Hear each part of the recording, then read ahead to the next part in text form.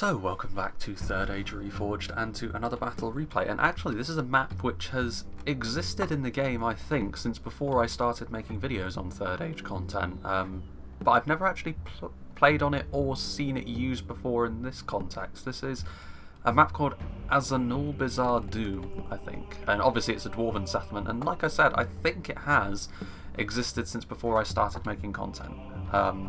But this is the first time I'm going to be showing it, so for all intents and purposes for me it's going to feel like a new map, but obviously like most dwarven settlements it's obviously going to have certain hallmarks that you would expect, such as quite narrow choke points. There's actually quite a large area over here as well, but it's going to be a real slog for the attackers to try and get through, but of course, as in most situations, the attackers will have a significant numbers advantage. It just makes, it'll just depend on whether or not they're going to be able to utilise that to its fullest or not. And this one was sent to me by Hrothgar Havenlight, who is going to be one of the defending factions today, but we'll go through the factions that are attacking first and foremost. So outside of the settlement itself here we can see the first attacking army, Jedi Revan, who's going to be playing as Umbar. Makes sense, seeing as I made a spontaneous video about Knights of the Old Republic very recently, but we have got some Balakith-Axgard with the armour upgrade, which is a good choice because both of the factions that are on the defence today very much have a huge emphasis on their armour. So having as much armour piercing in your roster as you are able to muster will be a very good idea, and the Balakith-Axgard are very good as well. They're probably the best sort of mid to high tier heavy axemen in the game in my opinion, because they have the best mix of damage, armour when you upgrade their armour, and also defensive skill. They have a higher defensive skill than the likes of the Westmark Marshals, which makes them a little bit stronger in that regard, even if they have seashell looking axes. But I'm told that the axes will be getting changed at some point, which is good because I like everything else about this unit except for the model for the axe. It looks a little bit strange. We have got some Alcarondas Legion as well, which is a good idea. They may not be AP, but their quality is still going to be very useful on the front line. Line infantry in this situation is honestly a theatre where I'd expect the defenders to have a rather large advantage overall, regardless of what the attackers decided to do. But the Alcarondas Legion will still make it so that there is some real steel on the front line that will last quite a long time against whatever it may face. We also have a catapult. It'll be interesting to see if the attackers can actually get their catapult set up. If they are able to, then the choke points inside the settlement itself may actually work against the defenders, but that is a big if. It depends if Umbar are able to capitalise on that or not.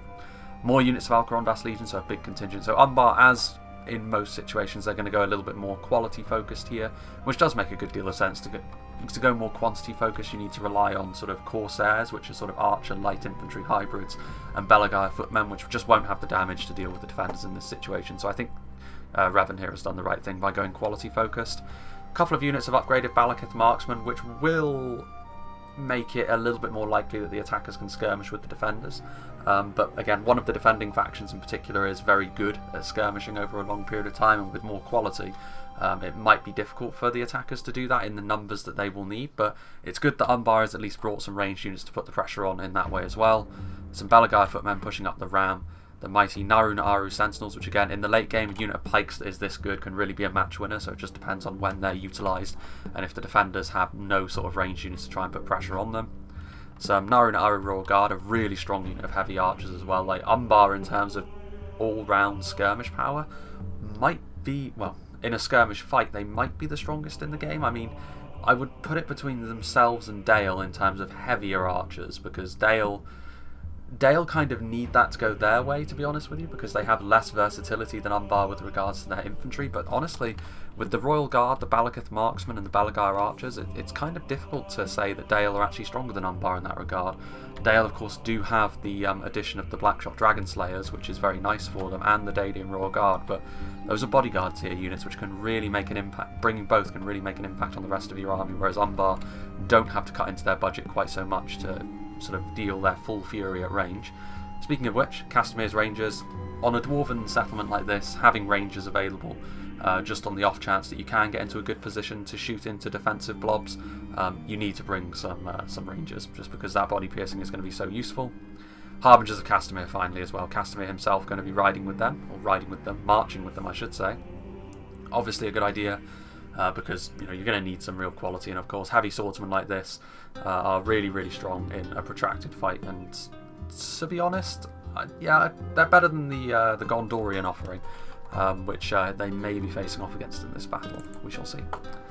Then we have Isengard, played by Hulapora. Isengard, of course, have been quite a popular fixture on my channel lately. A lot of Isengard battles have been sent in, and for good reason. Isengard, I think, are one of those factions which, on the face of things, they don't have anything too special about them. Like, they're not really sort of high numbers, so you don't really have the feeling of commanding a giant horde like you might do with Mordor or the Misty Mountains. Neither are they sort of this really high quality faction like Khazad-Dum or Imladris, but their balance is really very, very good. And one of the most important units to that is, of course, the Uruk-hai crossbowmen. The stopping power that crossbows offer can be so useful, and in this battle that is going to be absolutely no different. Much in the same way as the Rangers, if they can get into a good position to shoot into the defensive lines, it will be very difficult for the defenders to weather that storm, but we shall see. Obviously, unlike the Erebor and Cardinal crossbows, they may have good armour, the Uruk-hai crossmen, but they don't have shields, so they can be skirmished down a little bit more easily, but their armour can still make them stand up to basic archers. It'll take better archers to deal with them. Uruk-hai archers are certainly not higher tier archers, but at the very least it offers a little bit more skirmish power for the attackers to utilise, and they can put some pressure on the defensive lines from afar. But again, they're just going to be here to fill some numbers, to be honest with you. Umbar are definitely going to be better at that sort of thing than Isengard are. But Isengard's central core is also going to be present. The Uruk-hai infantry, once again, not quite as good as the Alcarondas Legion, but they do have very good armour. They're slightly cheaper as well, and they are a very, very dependable core to your army as Isengard. And in this situation, that will be no different. I think they will be outmatched by a lot of the infantry that's on the defence, but again, numbers mixed with quality, Isengard are very good at that. Uruk-hai pikemen, like I said, pikes are very, very effective in the later games in siege battles, but it just depends on when Hulaporo decides to commit them. If he commits them too early, then they're going to be shot up regardless of who's on the defence. But of course, like with most, Isengard pikemen, really, really solid for the main line. Very nice armour as well, which does mean that against very basic archers like militia archers, they can withstand that better than sort of very basic pikes, but as soon as you start getting into sort of genuine archers, they will suffer just the same as any other pikeman will. Half-orc spearguard pushing up the ram, so potential for some mass pushing there. The only way that Isengard can do that, so that is a bit of a shortcoming for them in comparison to the other orcs. Uruk-hai raiders, so again just the cheaper unit of line infantry in comparison to the Uruk-hai infantry, so of course they're significantly worse, but they do offer a little bit more in terms of numbers for the Uruk-hai army. More crossbowmen. Trolls of the White Hand, like I said, trolls quite difficult to use in 0.97. It's all about picking your moment, because they can do an awful lot of damage, but unsupported they'll die very quickly, and even when they are supported, against units like heavy swordsmen and heavy axemen, they'll take so much damage that they do start to fall away pretty quickly. But the Trolls of the White Hand are at least more durable than most. It's really them, the Olak-hai, and then Angmar's offerings as well in the Troll world that are really, really resilient. But we'll see how the Trolls of the White Hand do in this fight. There's plenty of infantry on the defence, which is going to be able to comfortably deal with them if they're not careful. Uruk-hai pikemen, we see the Guards of Orthanc recently do really, really well for themselves as well. They're not necessarily the biggest killing machines, but they have got an awful lot of staying power, as most bodyguard spearmen tend to have. They are very, very difficult to bring down quickly, and that could be key. Just keeping the assault going for an extended period of time is one of the ways in which attackers can really make the defenders start to sweat, and the Guards of Orthanc can be at the centre of that effort for the attackers if they so choose. And a unit of Uruk-hai Berserkers as well. Obviously, AP in this way is going to be really, really useful. I'm actually quite surprised not to see the Naz-Kai anywhere around here, because AP would be so useful against the factions that are on the defence today that I'm honestly quite surprised not to see them. But overall, a balanced and useful Uruk-hai army. And then finally, we have another Orc faction. We have Wangwei Frankfurt. That's a name that I would definitely remember that name if I had heard it before. And he's going to be playing as Angmar, so he's got some Gundabad guards, some heavy spears to sort of hold on to the front. Everyone's favourite, the Witchers. They're very obvious outside the settlement because, of course, they wear those black cloaks on the green and grey background. Inside the settlement, they may blend in a little bit more. It'll be interesting to see if the defenders keep tabs on the Witchers. One of the most important things you can do when facing Angmar in a siege. We've got some Trolls of Angmar as well, so some more Trolls, obviously, much in the same way as the Trolls of the White Hand. They're very, very damaging, but potentially fragile against certain kinds of units, even more fragile than the Trolls of the White Hand, but more damaging as well, because of those dual weapons that they technically wield. Those shards affixed to their arms. Some Angmar Marauders for some numbers. Numbers are going to be important in this situation. I think Angmar especially, I think they have gone more quality focused here, to be honest, with Guardians of Khazad-Dum and some Blackwatch Legion over here, so definitely the potential for a mass push there. And some Angmar Halberds, but it does, based on the size of the army, I'd imagine there's some Snaga and some Goblins hidden, which is good, because I do feel as though Angmar do need to go a little bit more numbers focused, considering the fact that Isengard are quite balanced and Umbar are certainly quality focused. Just having a look here, yeah, they don't seem to have any. Well, the general is going to be in the Witches of Angmar, but they don't seem to have either the Witch Realm Blackguard or the Witch Realm Hammerguard, which is an interesting omission. But yeah, there's definitely more units hidden around here somewhere. But now we shall head back inside the settlement of AZANULBIZAR-DUM, and we will start off with Hrothgar Haven Knight, who's playing as Gondor, some marksmen of Caer Andros on this little wall out in the front of the settlement, and over on the other side some more marksmen, so of course very good in melee, effectively becoming heavy swordsmen in melee, but of course first and foremost they are archers, very good archers at that. And then we have a mix of Hrothgar's Gondor army and Shrian's is Khazad-Dum army, and there's some Sons of the Fallen.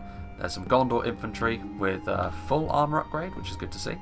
Axemen for Sarnak with full armour upgrade, which is also good to see. Nice AP Axemen. We also have some Guards of Osgiliath holding the front line. Some 4th Legion Shield Guard, excuse me. Nimlothian Honour Guard. Some 3rd Legion. More Guards of Osgiliath, so obviously a lot of quality, a lot of damage. I mean, these are two factions, Gondor and Khazad-Dum, which are very, very comfortable with their quality of infantry in different ways, admittedly. Like Gondor are a little bit more focused on spears and pole arms and the like, while still being AP, whereas Khazad-Dum are more about the up close and personal infantry, so their line infantry and their shock infantry. But the Axemen of Lasarnak with the locked morale, Hammers of Gundabad, some more fully upgraded Gondor infantry over here. We have some Pelagia Marines, some Fountain Guard, Gondor infantry over there, some 4th Legion, so a ton of troops around here right from the off. Khazad-Dum Reclaimers, more Fountain Guard, Pelagia Marines and Wardens off the White Tower. And then a little bit further back we have got the Khazad-Dum Catapult, some Veterans of Osgiliath with the armour upgrades, some Orc Hunters of Khazad-Dum.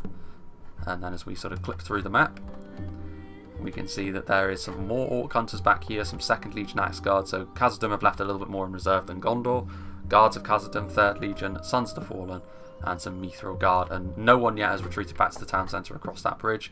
But there is another route that leads this way through, so they're effectively, once you get in through the main gate, which admittedly is going to be easier said than done, there are then 3 routes you can take to get to the bridge before it then sort of funnels back into one choke point. So essentially it will be one choke point, splitting into 3, converging back to 1. And it'll be a tough task, honestly, for the attackers. I would actually, in spite of being outnumbered, this is one situation where I would give the advantage to the defenders. They're two factions which complement each other very well on a map which is very highly defensible, but we shall see. Without further ado, let's begin. Very interesting map, this. I really like the sort of these dwarven statues as well. There's sort of 2 models for dwarven statues in the game. One which looks really, really blocky and the sort of thing you'd expect to see in a game from like the mid-90s. And this one is sort of much more like it. Very, very nice indeed. But the towers immediately starting to fire. It'll be interesting actually. Like, these are technically walls, so you could get on top of them, I think. Anything which is sort of marked as a wall, I think you can deploy siege towers on. Even though there's nothing... Yeah, and then they should be able to sort of mount onto the walls and then sort of follow down into the main settlement, which means they're not necessarily just limited to going in through the gate. Of course, they still have to actually get their troops up onto the wall via the siege towers, but still, it is something which I think can be done. Hulaporo sort of crisscrossing his siege towers and his rams together, clipping through one another there, but Isengard taking things on the chin.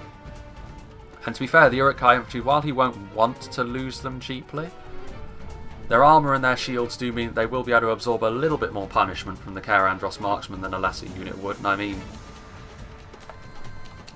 he could have used the raiders for this, to be honest. But he does only have 1 unit of raiders, so he only would have saved 1 unit of Uruk-hai infantry from taking casualties, and to be fair, it hasn't been too bad as of the moment. I actually think the half-orc spearguard have taken more losses than the infantry have, which he will be all too happy with. The half-orc spearguard not going to be as useful in melee in this fight. The mass pushing will be done elsewhere, I think, from units like the Blackwatch Legion. But yeah, I mean, he is going to be able to mount onto these walls, which is good. I was actually worried that one of the things that might hold this battle down is the only way in might be those reinforced gates, but that isn't going to be the case. He will be able to get onto the walls. And as good as the Caer Andros marksmen are in melee for a heavy unit of archers, they still won't want to be having to go one-to-one against Uruk-hai infantry, because they may very well put up a very good fight against them, but they'll want to use up all their ammunition before they are used as infantry. Speaking of which, the 3rd Legion infantry are going to be moving in, and the 3rd Legion should be able to defeat the Uruk-hai infantry as well. Obviously dwarven infantry like this, they may be fewer in number, but in terms of quality they're certainly stronger. They don't have the armour upgrade though, so maybe not as dominant as they would otherwise be. Over on this side, maybe a little bit more in question. I mean, the upgraded Axemen of Lasarnak are certainly very damaging. The AP damage will be very useful against the Uruk-hai as well, but they're going to be less durable than the dwarven infantry, both in terms... Well, actually, armour values with the upgrades for the Axemen are probably fairly similar. But of course, heavy Axemen like this in general have got lower melee defense values, and the Gondorians are no different. Gondor in general, actually, in comparison to some of the other Western Kingdoms of Men, do tend to have lower melee defense values because they have very high armour values, especially with the upgrades such as they are. But here we go.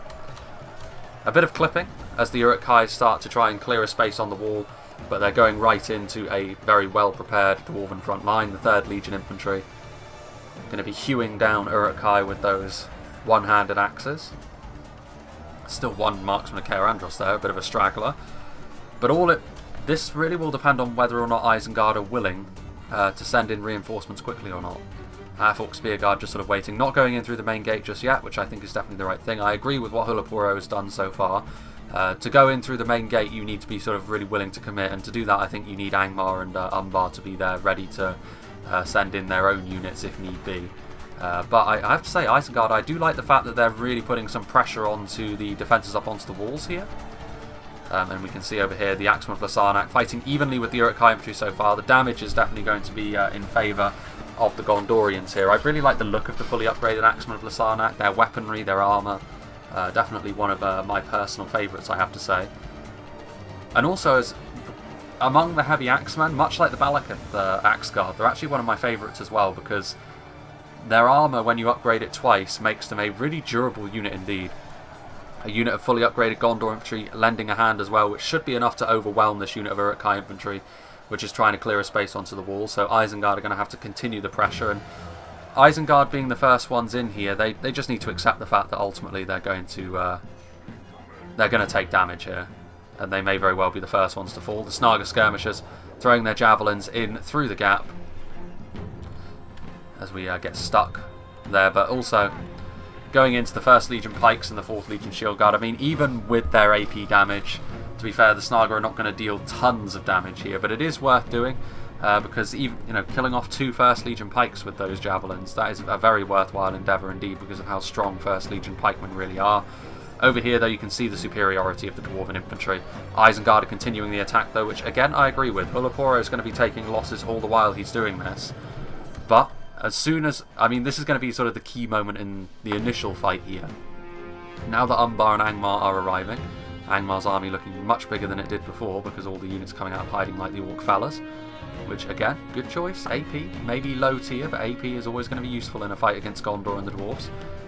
Those towers still firing, very nice position here. I mean, this is going to be key. Isengard have done the right thing right from the off here, but now will Umbar and Angmar follow through? And will they start really pushing in through the middle here? Because they have to. Like, the best thing that the attackers can do is to try and force the defenders back and make the battle take place on those 3 choke points rather than just the 1. And of course, Isengard's manpower won't hold together forever like this. Slowly but surely they will be bled away by the dwarves and the Gondorians up on the wall. This one unit of 3rd Legion has already done such a good job at really just butchering the Uruk-hai infantry as they get onto the wall, and it does go to show how much stronger dwarven infantry is than your average run-of-the-mill stuff. Over here, Uruk-hai infantry. You can see actually that the Axemen of Lasarnak have taken a few losses, but now there are some Raven Helms coming up onto the walls, some Gondor infantry. So Gondor are really stacking the deck against Isengard here on the walls now. Having said that, the walls have been taken by someone, which is interesting. But yeah, Isengard are going to need more reinforcements up here as well. Very uncomfortable fight to be in this, I would imagine, but Uruk-hai infantry over here are not dying quite as quickly, which does mean reinforcements might be able to make it to them in time, but they're still definitely outmatched, surrounded on both sides by good quality troops. What have they got coming up the ladder now? Ooh, Uruk-hai Berserkers. Now that's an interesting choice. Forward comes the Trolls. Just making sure they actually... also, Uruk-hai Pikemen moving in. Now this is a pretty bold move, because all it's going to take is for the Khazad-Dum Reclaimers to decide that they want a piece of the action. The Half-Orc Spear Guard did break, but I mean, this is a little bit interesting, this. I mean, the defense is a little bit chaotic. If there was more on station to be able to pour in, then the attackers could be onto a winner here, but I just don't think Hulaporo's got enough on his own, anyway, to be able to capitalise on that. It just depends on whether Angmar and Umbar are willing to get forward and help him out enough. The Uruk-hai pikemen, meanwhile, getting their pikes down, trying to keep the 2nd Legion and the 4th Legion at bay.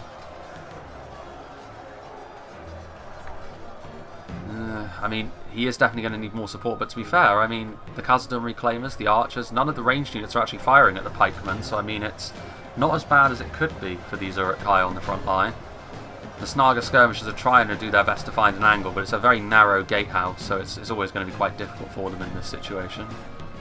Meanwhile, over here, you can see there's a lot more troops up here now, some more Gondorians trying to help hold down the walls, as this time it was the Uruk-hai raiders that came up in support of some Uruk-hai infantry. But of course raiders are going to be even less a match for the 3rd Legion, especially with some Gondorian infantry in the reinforcements. So this wall is going to remain fairly comfortable for the time being. Uruk-hai archers trying to lend their support up onto this fight on the wall, and this fight over here is probably better for Isengard just because their berserkers are here. And Uruk-hai berserkers are always going to be a good choice against the Gondorians, because like I said, pretty much all of the Gondorian units in their roster have some reliance on their armour, and of course that's exactly the kind of unit that Uruk-hai berserkers are going to really enjoy fighting. But this is a lot of Gondorians to cut, hack and slash their way through. They're going to need more support, and to be fair, Umbar are now sending forward their own men. Balakath-Axgard, so that's more AP, more good quality AP as well. Exactly the sort of thing they need up on this front line. Well, front line, I mean it technically is, but the wall battle. So far Angmar haven't sent forward anything, I don't think. Or have they? No, but Umbar sending over some more Balakath-Axgard onto this side as well, which could be enough to make a bit of a difference. I mean, certainly against the Gondor infantry, they'll be ideally suited to fight them, but like I said, the Dwarven infantry, generally speaking, is much more expensive, but it's also a cut above in terms of quality. And it's not often Umbar has to deal with a faction which generally focuses on more quality infantry than themselves, but this is another big committal of a unit. In come the Trolls of the White Hand to try and batter their way through this front line, which I don't think is going to go too well. The 2nd Legion are exactly the sort of unit which should be able to deal with the Trolls very, very nicely. This one Troll has managed to penetrate quite deeply into these defences. They're going to get into, well, he's going to get into the Orc Hunters of Khazad-Dum, and with each swing of his club he should be able to kill off an Orc Hunter, and they won't be quite so good at killing those Trolls, but they're trying to push through now, but that's a lot of shock infantry. The brass-coloured hammers of Gundabad are going to come in here now as well, and of course locked morale, so they'll be able to stay on the front line for as long as they are needed. But also more AP, there's Axemen of Lasarnak coming in as well. All 3 of these units are going to be able to deal good damage against the Isengard Trolls. Uruk-hai pikemen trying to do their best. Khazad-Dum Reclaimers coming in here as well, so the Trolls getting into the Orc Hunters, doing some damage, but I don't know, is this really worth it? I mean, the Trolls are a significantly more expensive unit than the Orc Hunters. Might be enough to cause some panic in the lines, and some resources have been siphoned off the front line in order to chase the Trolls, but it doesn't look as though there's any more reinforcements heading through the gate to really capitalise on this so far. But there's still time for that. Over here, meanwhile, Gondor infantry victory still seems certain. They're going to need more, like the Balakath-Axgard. The problem is that the only backup for the Balakath-Axgard was an already battered unit of Uruk-hai raiders, so it hasn't really gone too well for them so far. No matter. As long as more reinforcements arrive soon, which to be fair I don't think is actually going to happen. In comes some Balagar footmen, more Uruk-hai pikemen moving forward. I like the way that Hulaporo has sort of not been backwards in coming forwards. He has committed a lot of resources in. I feel as though it's time for his allies to reciprocate that. Angmar Halberds and Gundabad Guard coming forward from Angmar now, which is good. Over here, meanwhile, the combination of Berserkers and Balakath-Axgard has been much, much more effective over on this side. And the Gondorians under Hrothgar have actually started to struggle a little bit to hold on to the front line. You can see this is where the Berserkers are most at home. There isn't really a great deal of range pressure coming in. They have taken losses at this point, of course. Once their hit points are gone, they will still start to fall pretty quickly. But the damage that they've been able to do here may very well give the attackers another way into the settlement, which may be priceless for them, honestly. They need to hold on to this, though, the attackers. They need to be prepared to send up another unit to hold on if the defenders decide to try and counter-attack and force them back off the walls. Now we come in just to see the final troll fall to the Khazad-Dum reclaimers. And you can see pikes, half-orcs, Balagai footmen were going to move forward, but they thought better of it. And to be fair, Uruk-hai pikemen doing a good job with their phalanx, but the problem is this isn't really going to force them back. This is just going to be a grindy fight where both armies just sort of grind up against one another. The 2nd Legion Axe Guard, to be fair, if they can get into range, they will of course do tons of damage to the Uruk-hai with their AP damage. There's a lot of troops in the background over there. Angmar Halberdiers, which, again, AP. May not be the highest quality unit, the Angmar Halberds, but responding to this, the dwarves immediately sending forward their 1st Legion pikes once again. One of the most devastating pikemen in the game. And as soon as they lower their phalanx, it's going to be very, very difficult to get through without any sort of range support. But this is where I think the attackers are going to be most likely to make something happen. Nimlothi and Honor Guard are going to get up onto the walls now. Hammers of Gundabad are going to be getting up onto the walls on this side. Yeah, more reinforcements are needed. Like this was a little bit too slow for me.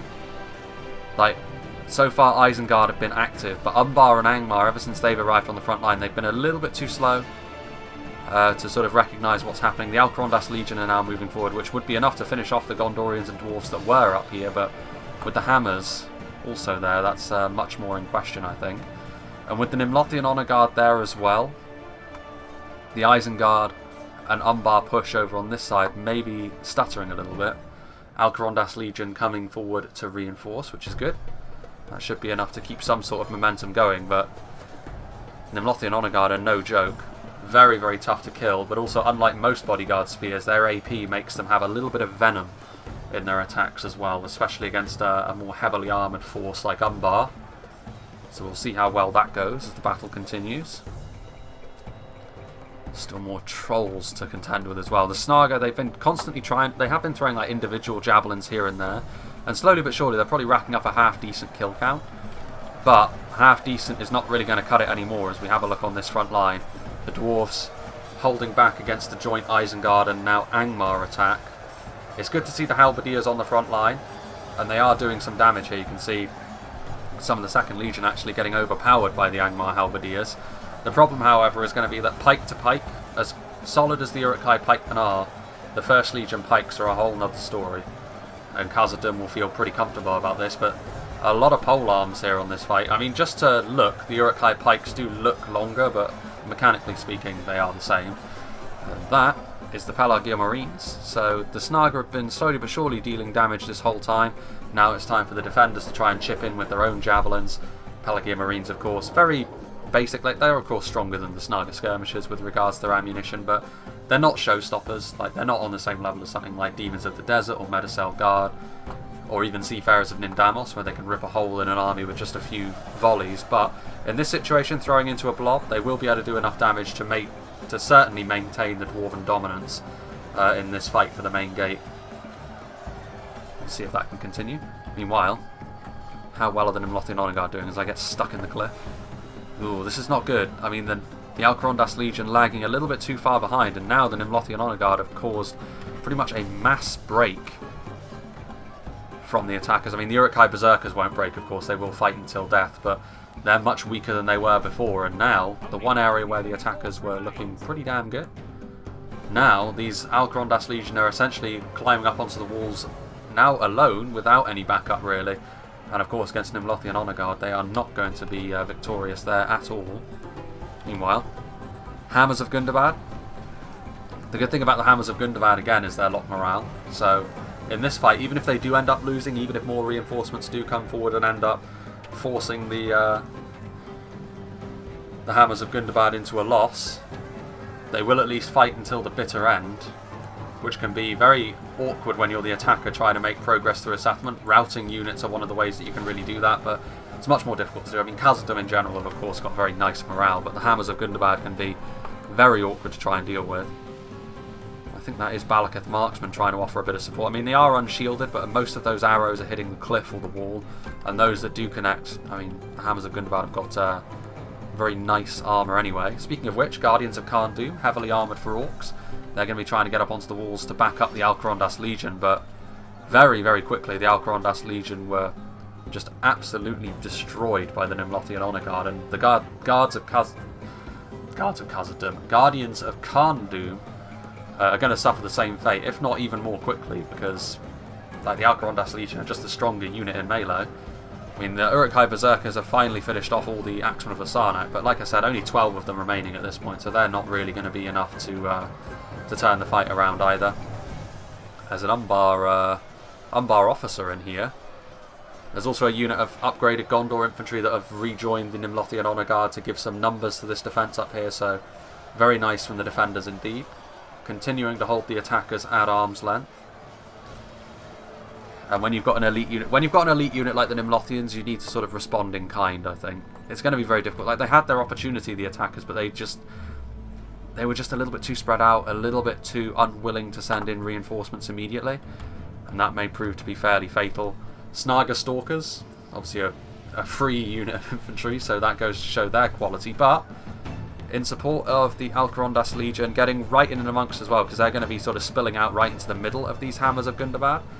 Might be enough to make some good impacts. Most of those arrows there, you can see them breaking against the cliff wall. But they're already losing the Hammers of Gundabad, so the addition of the Snaga should just expedite that process somewhat. And they need to do something, the attackers, because I can't imagine this fight over here is going very well, and indeed it isn't. The Dwarven Phalanx, while it has taken losses, especially the 2nd Legion Axe Guard took some fairly hefty losses at the hands of the Halberds. Ultimately, the joint effort of the 1st Legion Pikes and the Guards of Osgiliath, they've remained very steadfast, and the main gate has yet to fall. Pelagia Marines getting up onto the wall as well, so very eager to keep that wall in their own hands. Pelagia Marines are not great in melee, but they will offer more numbers at the very least. This is going to be interesting though, because the defenders have put so much into defending these initial choke points, and I think wisely, but as soon as the attackers, if the attackers to be fair, manage to break through, what do they have in reserve other than that? We shall see. Hammers of Gundabad. Yeah, now with the arrival of the mighty Snaga Stalkers, that should be that. Of course, like I said, they will fight until death, but that death will inevitably come now. And here you can see Pelagia Marines setting up position there. That looks like a door. Can that be traversed? I don't think so.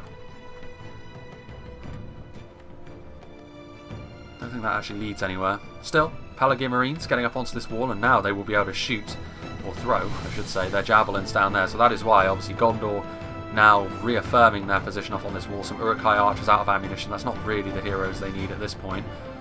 What are they going to throw at, I wonder? They're going to throw into the units that are going through the gate. To be fair, I think most of those deaths were on Angmar Marauders, which is not the most important unit for the attackers, but still, very nice positioning here from the Pelagia Marines. And utilising your ranged units well is a massive part of being defenders. But they are also now attracting attention from skirmishers on the lower ground, but the fortifications should defend them well enough that they shouldn't have to worry too much about that. These towers also must have racked up a decent kill count for themselves. Like, probably no more than 20 or so each, but every little helps in this situation. Guards of Osgiliath coming forward to try and defend the Hammers of Gundabad, but over here, to be fair, despite the fact that most of the arrows aren't finding their marks, those that are making a good difference. And they will need to continue to do so, or they need to send more reinforcements up. Angmar Marauders actually pulling back. I mean, Angmar Marauders, to be fair, charging right into the front of 1st Legion Pikes and Guards of Osgiliath isn't really going to make the difference that the attackers would probably want it to anyway. Let's see here, Khazad-Dum Reclaimers are still there. I haven't really seen them use their ammunition yet either, and they have got their throwing stance, so it's a very nice unit to have in the back pocket. Another Phalanx unit is coming forward, and this time it's the mighty Fountain Guard, who are technically counted as two-handed spears, But they're really, really strong. Like AP spears, definitely Gondor's wheelhouse, and against the forces that are amassed against them, that AP is going to be incredibly useful. Alongside the sheer dwarven quality, in this kind of settlement, Khazad-Dum and Gondor make a very potent couple indeed. But the Fountain Guard actually pulling back off the front line for the time being. Maybe seeing themselves as not needed. The Balagaya footmen have made their way to the front, as well as more Uruk-hai pikemen. And actually they're starting to gain the upper hand. First Legion pikes, I mean, to be fair, they have taken damage, so I would say that that's a combination of the melee pressure, but also the Snaga skirmishers, to be fair. They have been slowly but surely doing chip damage this whole time, pretty much. And that has had some kind of impact at the very least. The attackers need it to have more of an impact fairly quickly, however. So far the Gondorians very comfortable in that position over there. And the Guards of Osgiliath pushing back the assault. I mean, once again, like, they need to get more units up here. They are doing so now, Umbar, but out of ammunition Balaketh marksmen. I mean, they are very capable in melee for archers, I suppose, but it's... I feel as though the Alcarondas Legion that are waiting at the bottom of the siege tower should have been used quicker. As it is, they were not. Arrows being used, and ooh, that's not good. That's a bit of good fortune here for the defenders once again, as the flaming arrows from the towers set one of the attacking catapults ablaze. And to be fair, this is more of a tool for later in the battle, which could potentially win the attackers the game. But if they can just, well, I mean, they're not obviously controlling the towers, but if those catapults are destroyed by the towers, that'll be a real boon for them. There's still the Witches, of course, the great equalisers as they are, which, in spite of how comfortable the defenders have been so far, there are tools that the attackers can deploy which might make the defenders substantially less comfortable. But so far, you have to say it's the spears and pikes of the defenders which have just held the attackers away. Nimlothian Honour Guard up on the walls, the pikes down here at the main gate. The shock infantry has also been useful, diffusing those trolls, doing a lot of damage as well, but do they have the manpower to keep this up? They certainly have the quality to. 2 units of Fountain Guard, ready to be committed if need be. Ones of the White Tower also. I mean, Gondor in particular has sort of front-loaded the defence here. Like I said, like, it's really... Khazad-Dum have got some of their units back. Veterans Osgiliath are firing. They have a decent shot, I suppose. They are getting some friendly fire though, which does go to show that if you do have a pretty gnarly shot, even higher tier archers can misplace their arrows. Veterans Osgiliath are a little bit more about their defensive attributes as well.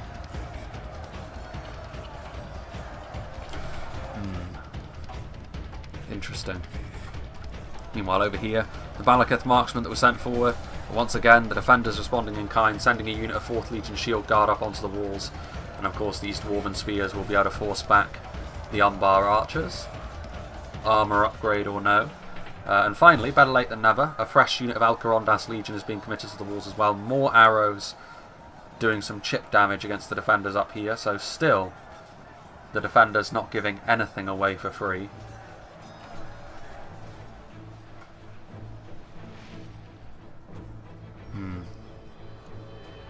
Angmar Marauders coming over here. I mean, the Marksmen of Karandros getting up onto the walls once again. Some more forces being committed up here, but again, it's just Angmar Marauders. They're just being sent to their doom. I mean, you'd be better off conserving those Angmar Marauders for another point in the fight, to be honest with you, because sending them up here into the middle of Nimlothian Honour Guard, Karandros Marksmen, and Gondor Infantry, with some Pelagia Marines in there as well, is suicidal. Like, they're just going to be crushed underfoot. You can't afford to do that too much as the attackers. You may have the ability to throw more men away than defenders in this situation, but it's still not something you want to be making too much of a habit of. Alcarondas Legion should be sufficient to defeat 4th Legion Shield Guard, to be honest with you. Will this finally be the moment the attackers gain a genuine foothold up on one of these walls and start pushing the defenders back? They need to be... They're trying to shoot in through the gate, but that's threading a needle, that. It's going to be difficult. They need reinforcements ready to go up this tower, because if I were the defenders, I would be seriously considering sending another unit up here to stop the attacking momentum once again. Do they have something they could send up there? I mean, a unit of Gundabad Guard probably wouldn't go amiss. That would probably convince me if I were the defenders to not bother trying to save this wall anymore. But all it takes is a unit of Fountain Guard to come up here, and all of a sudden the Alcarondas Legion have come unstuck once again. Meanwhile, over here, Snaga getting a little bit closer, but I mean, there's not much left in front of the Snaga to defend them anymore. A very limited number of Uruk-hai pikemen. Javelins still being used. Javelins going after the Orc Hunters. The Orc Hunters have seemed to sort of gain quite a lot of attention from Isengard in this battle, and I'm not quite sure why. There are so many other units which are much more worrisome from an attacking point of view. I mean, first and foremost, they need to get these pikes out of the way. There's not much in the way of the 1st Legion pikes left anymore, but the Guards of Osgiliath are still no pushovers in the pike world. And they are, thus far, holding on quite comfortably.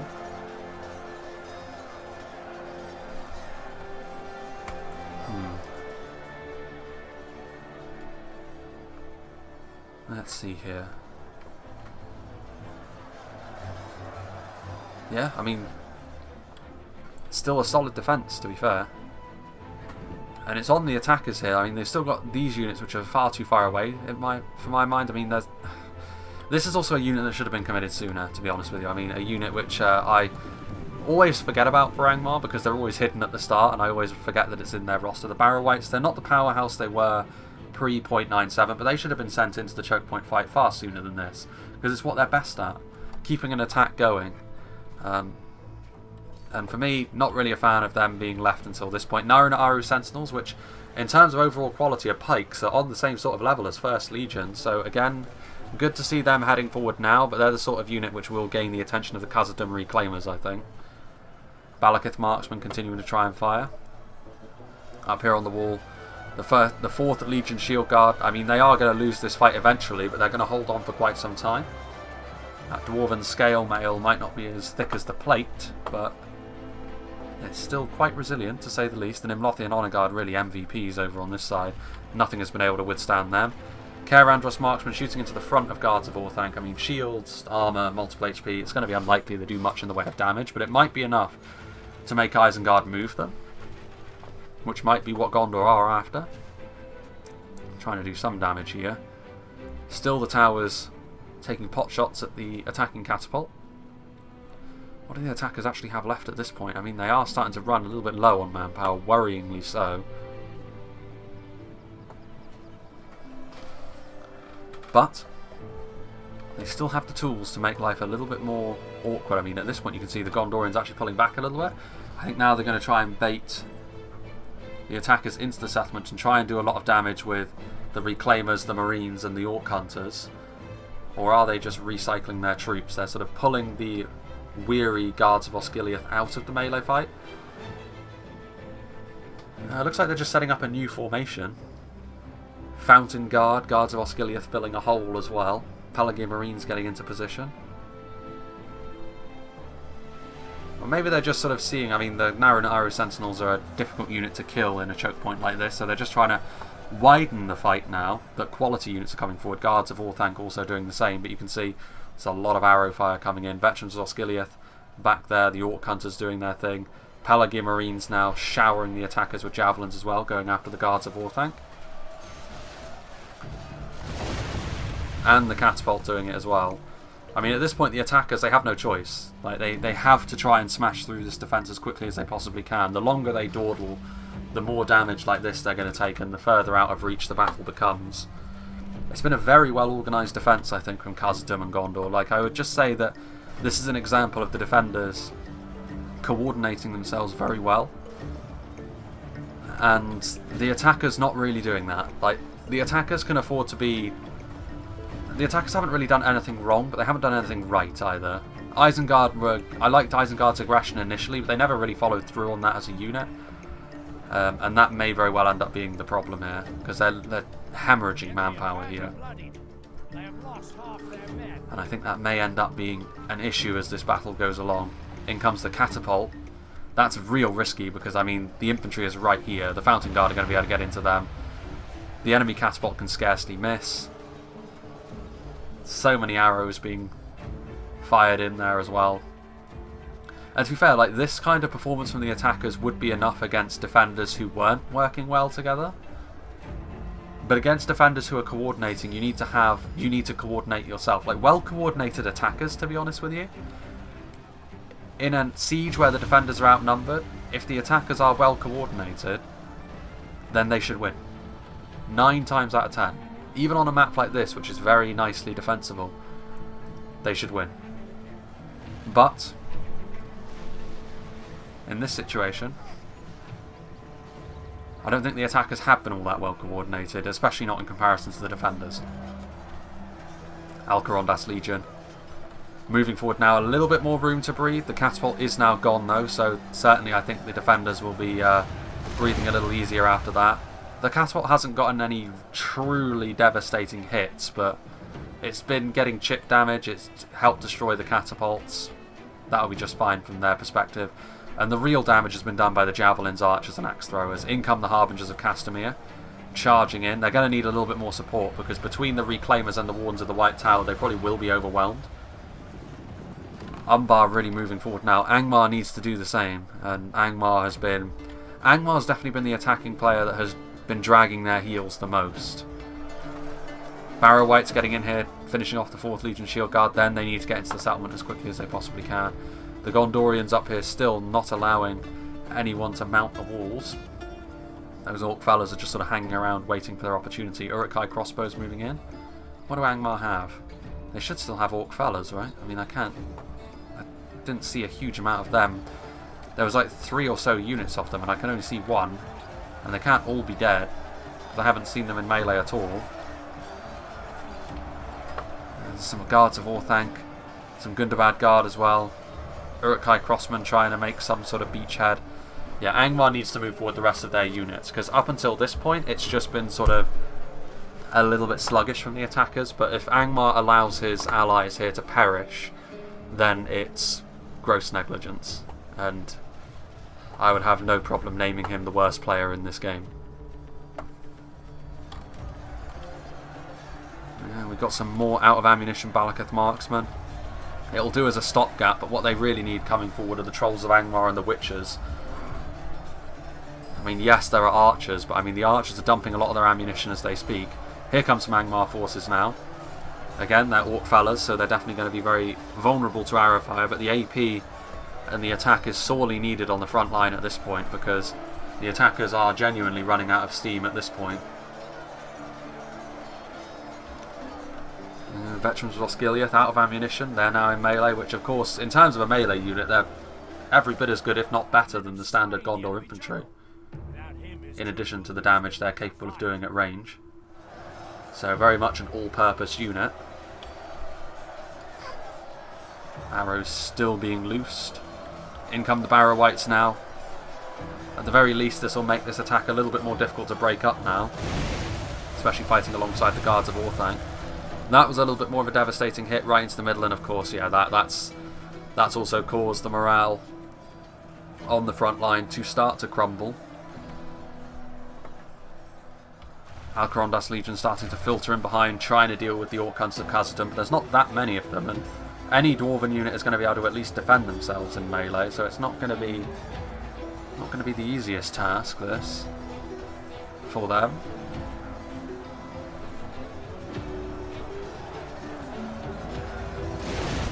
Oof. Yeah, these are devastating hits, this. The morale of the attackers at this point, I think these are the decisive blows that will finally put the battle beyond the attackers, to be honest with you. Can't really see them coming back from that kind of punishment.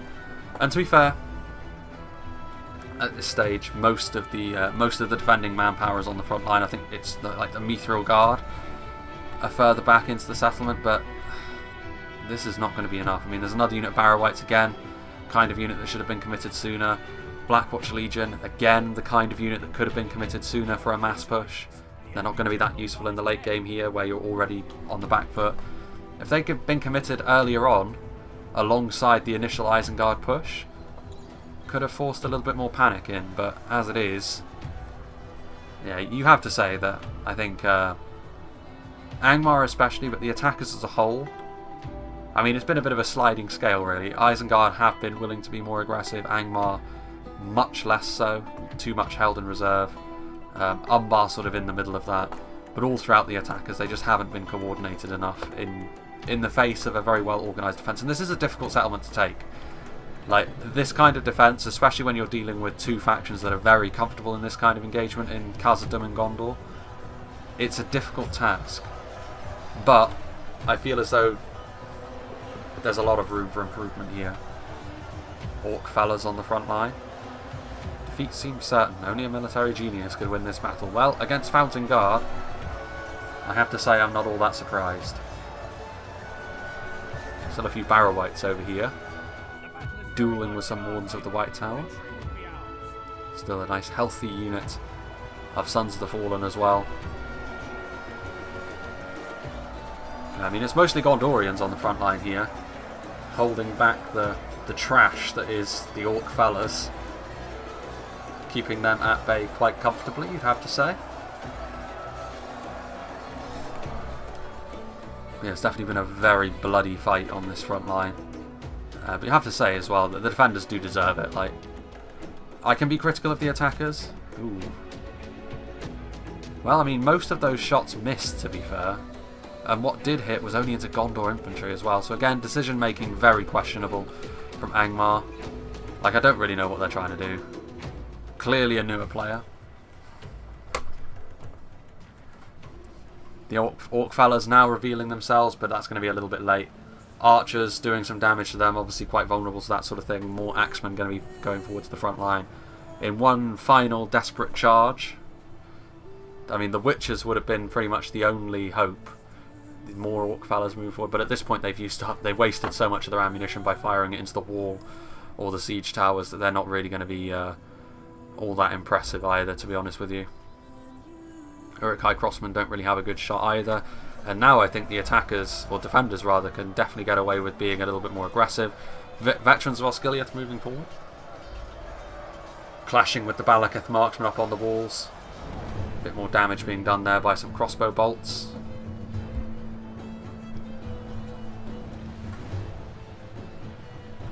Arrows just being fired into the roof of the map. But yeah, definitely a good example here of how you can coordinate yourselves as the defenders. Not the most difficult map to be the defenders on, I would have to say. Like, you only have to worry about holding 2 walls and a main gate, so it's a much less demanding challenge than several other siege battles. But this is still a good example of how you can build, especially like sort of composition wise as well. Like, Gondor and Khazad-Dum complement one another very well in this sort of situation, I think. The one weakness that they both share, of course, would be AP. But that's also the sort of thing that you quite easily compensate for. Like, in order for AP to be useful, after all, the enemy needs to close into melee with you and have an engagement that is at least even, if not favourable. And in a siege battle, you can always make life a little bit more difficult for the attackers in that way. To be fair, though, all these Orc fellas, like, I knew that Angmar had all of these guys, and they should have been committed sooner in some manner, to be honest with you. But they're coming forward, and this front line from Gondor is now looking a little bit more thin on the ground. Not many guards of Osgiliath left, not many Fountain Guard left either. But they've been fighting for a long time, to be fair, and have probably racked up very healthy kill counts between them as well. There's some of the Reclaimers throwing axes that have frozen in midair. Stuck on the carcass of that catapult.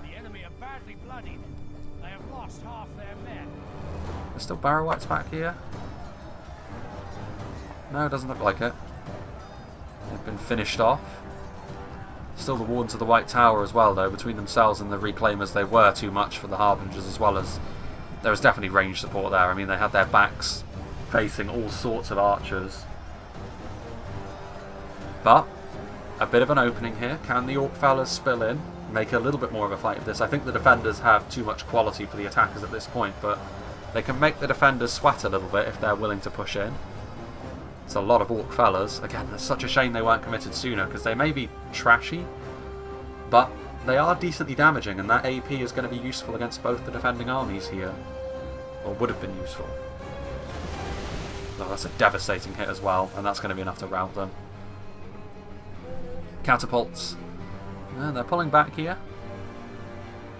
Although I don't see no real need to pull back, I don't think. I mean, there's a lot of routing going on here now. from the attackers. They should return, to be fair, those orc fellas. What have we over here? A lot of purple capes from the Hammers of Gondor. Barrow-wights and Balakith marksmen finally claiming victory, as I think the veterans of Osgiliath are going to try and retreat. Are those orc fellas going to return? I wonder. I mean, I would hope so, because there isn't really much of an army left otherwise. Blackwatch Legion trying to clear a spot on the wall. They're going to struggle, honestly. Like, again, pure melee is not really what they're best at. They're best at pushing, and the time to push was earlier on in the fight. But again, you live and learn as a player, and I'm sure the Angmar player will learn from this. But yeah, I mean, surrounded on both sides. Marksmen of Caer Andros very capable of looking after themselves in melee. Standard Gondor infantry. I mean, they're not. It's not overwhelming force here, but I mean, the Blackwatch Legion, they're alone against a lot of units.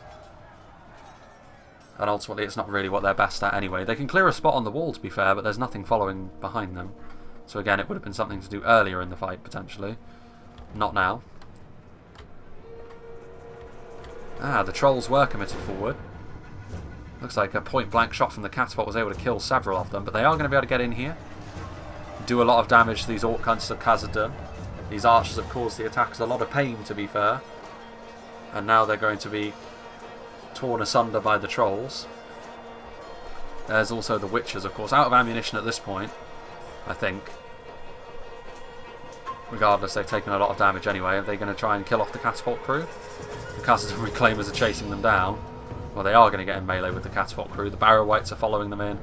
But Barrow-wights, Uruk-hai crossbows, I mean, really the only unit of genuine quality they have left are the Trolls of Angmar, and the Trolls in general are a very flash-in-the-pan kind of unit. They'll do a lot of damage, but they will fall away fairly quickly, and there's still Mithril Guard around here somewhere, which is going to be far too much for anything the attackers have left in the tank.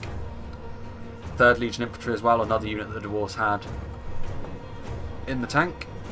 They're going to charge in, stop the Trolls from having it all their own way after feasting upon some of the Orc Hunters, Khazad-Dum Reclaimers, dealing with the Witches in melee. But they've also been caught up by the Balakith Marksmen. Barrow-wights also move forward. I mean, it's good to... We're actually going to see some fighting in other parts of the settlement, even if the match at this point is mostly concluded. I was worried that the entire battle would be taking place in what is essentially the front door. Angmar General gone.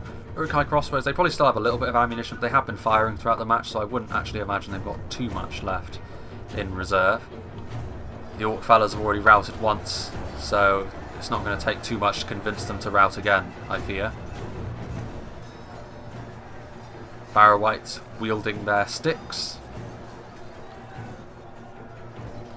And you can see here, obviously, Trolls, when they're unsupported like this, still capable of doing a lot of damage, but they're being overwhelmed.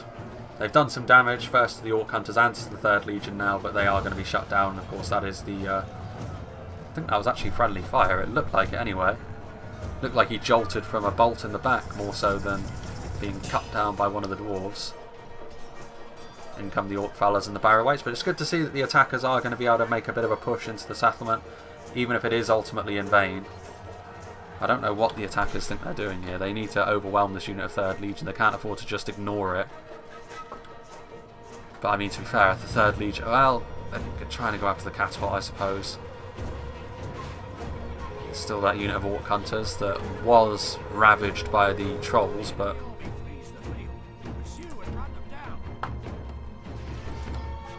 Uruk-hai crossbowmen. They do have some decent angles here. They are the Warns of the White Tower. They've also seen action. The Orc Hunters are trying to respond in kind, but I mean, certainly the Uruk-hai are going to have the better of any skirmish fight. But again, bit of a mistake. Going after the Orc Hunters. The Orc Hunters are not what you want to be going for here. In the late game, if there's like a very depleted unit of archers or an elite unit of infantry, you've got to go for the elite infantry. Even if the archers are shooting at you, it's not worth going after the archers. So once again, I mean, the match is already beyond the attacks at this point, but it's one of those things where you notice that if the attackers did still have a chance at winning this, it's one of those things which could tilt the balance into the defenders even then. Meanwhile, more of these AP troops, the Barrow-wights continuing to fight on the front line, the 3rd Legion. Orc fellas, again, I'll say it till I'm blue in the face, they really should have been committed far sooner. But they are one of the last troops left standing. Trying to get some consolation kills for the attackers here.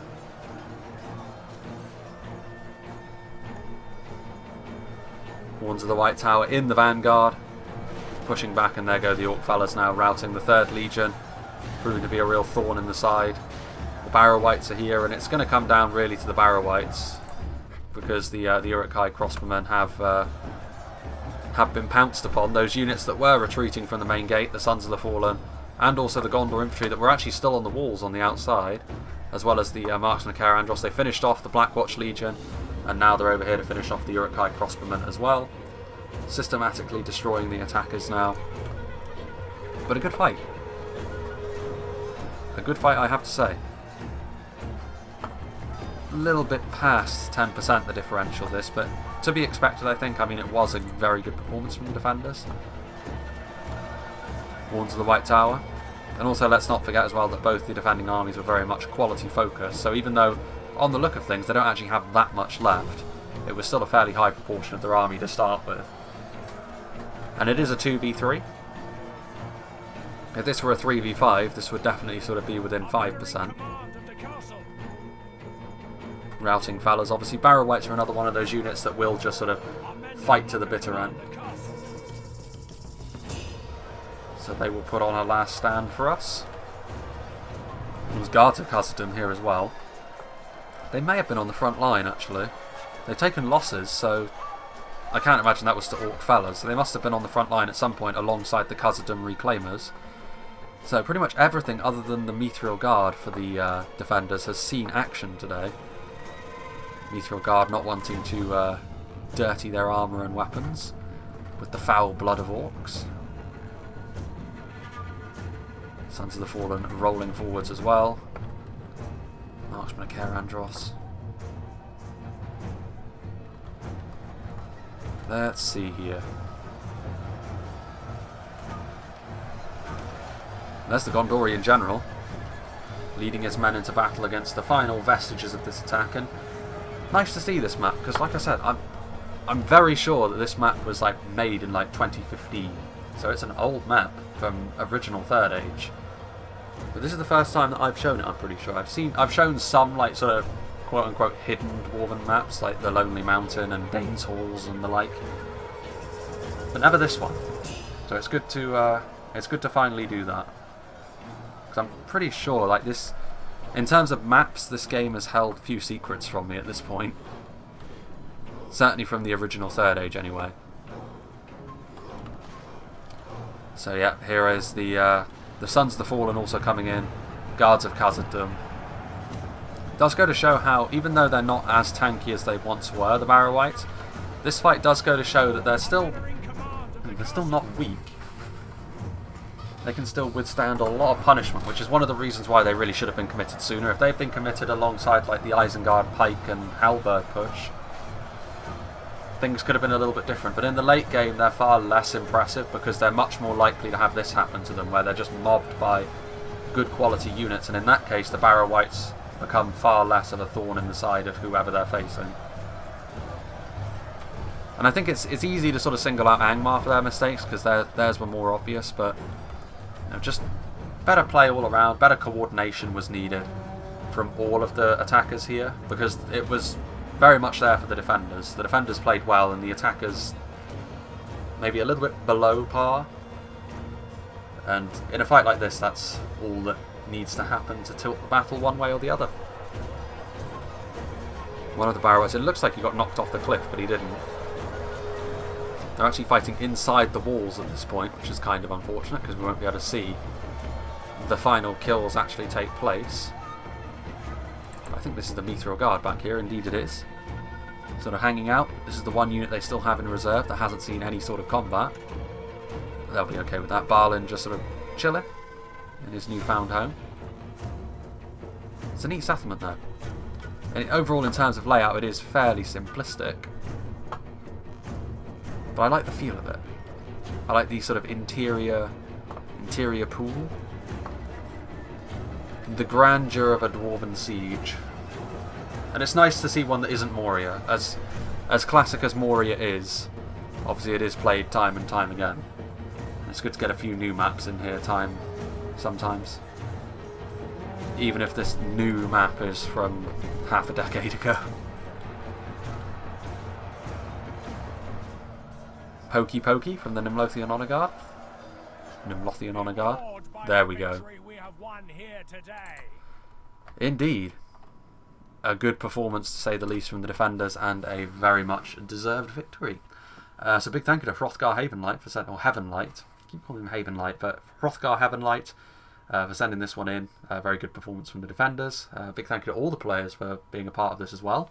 I have seen Hulaporo, Hrothgar, and I think I've seen the Khazad-Dum player in a couple of battles before, but I've never seen the Umbar nor the Angmar player, and I think that did kind of show. But those sort of mistakes will get sort of cleaned away with time playing the game, because sort of knowing when to commit certain units and sort of how to push, and it's the sort of thing which you don't start off playing the game knowing, because even if you have played Medieval 2, some of the intricacies of Third Age Reforged are a little different, and it does take a little while to get used to.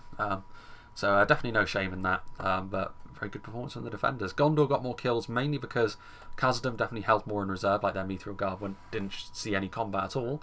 But of course, you know, the rest of their army as well, they were sort of more further back and sort of defending the centre, whereas Gondor were taking a much more active role in fighting on the walls, which, you know, really did bleed the attackers an awful lot. Like Isengard started off those fight well, but then Umbar, Isengard and Angmar all didn't really follow through on that, and ultimately that ended up costing them very dearly and ended up feeding a lot of kills to Gondor.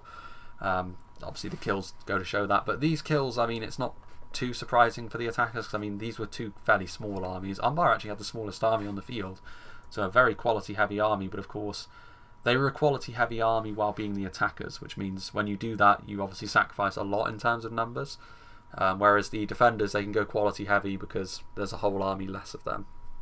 But let's see what did the damage for Hrothgar's army. So 675 kills on the Nimlothian Honor Guard, by far the MVPs. Obviously that side of the wall they were actually losing until the Nimlothians got up there. As soon as they did, they held firm, and mainly that's because they kept sending in units that the Nimlothians are strong against. Heavily armoured, reasonably low damage line infantry, which a unit of AP spears on the level of the Honor Guard are going to be able to butcher.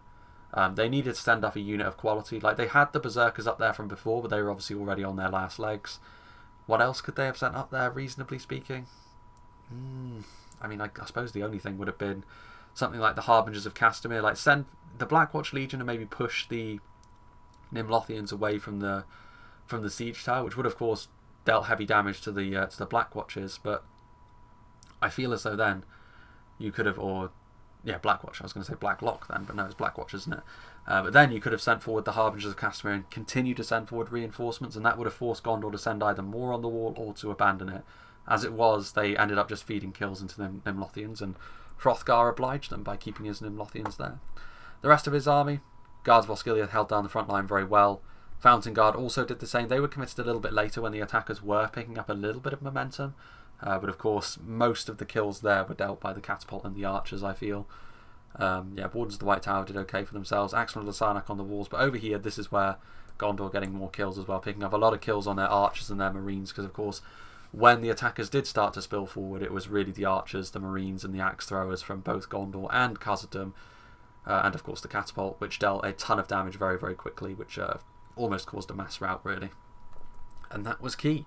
And that was an example of the good coordination there, because they realised they were losing the fight, so they decided to pull back and use another one of their army's strengths in their artillery and their high damage ranged units, which is it shows a good awareness and a good knowledge of the game, that from both the defenders, I have to say, and a good level of coordination, like I said. So all around, it was a very well deserved victory for the defenders, this, and I'm sure the attackers will learn from this fight and improve in the future.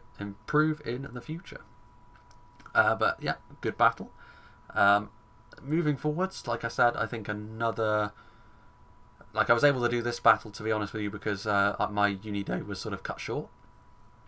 But I'm not sure what the next battle is going to be. Like, I have a few. I might do the Sin of the Dark Cloud new map. That might be one, but that is quite a long one. So again, it kind of does depend on my schedule. But that may be the next one after this. And like I said, in the end cards of everything, like if anything changes, like Like, obviously, I have voiced my intention before to sort of add a few new things into the channel when I can.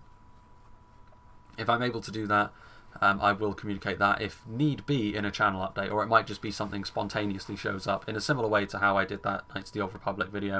Of course, I knew that wasn't going to be quite as viewed as my normal stuff because it was just sort of a spontaneous need to sort of voice my opinion to someone. But that isn't the sort of thing I had in mind when I mentioned sort of new content. That was more sort of just something that I wanted to do off the cuff. New stuff will take a different form. But yeah, regardless, I hope you enjoyed this. Big thank you to Hrothgar for sending this in once again. Big thank you to all the players. And again, next will probably be Sin's new map free-for-all. But if not, it will be another Reforged thing. Because like I said, Silmarillion, someone did ask about this while I remember I should mention it. Someone did ask about Silmarillion stuff, and the reason why Silmarillion stuff isn't so frequent as even I would like is because it is an alpha, of course, so getting bigger games together does sort of take a little bit more effort and sort of aligning of people's various schedules, which of course I know from personal experience time and time again, organising multiplayer stuff can be very difficult. And also I don't want to just show any old stuff from Silmarillion. Like, I want to show battles which, in particular, the developers are very eager for me to show, because obviously in an alpha, you know, it's in development, so there are obviously going to be some things which sort of not very well balanced or that sort of thing. I think Silmarillion, to be fair, has actually got the balancing pretty good on the first pass, to be honest with you. But the point is, it's in development. I want to show stuff that the developers want me to show so that the mod is shown in a good light, so that when it comes time to sort of release into sort of more complete builds, when there are more factions and when it is sort of more generally sort of played, then we'll be able to see more stuff from that. But for the time being, Reforged will of course still make up the bulk of my content. So yeah, I hope you enjoyed this, and I hope you'll join me for whatever is next.